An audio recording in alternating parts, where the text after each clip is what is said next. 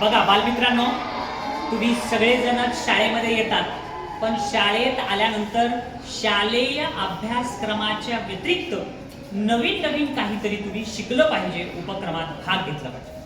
आपल्या शाळेत मुख्याध्यापक सरांनी आवाहन केलं होतं की तुम्ही सगळ्यांनी रामरक्षा पाठांतर करा संपूर्ण.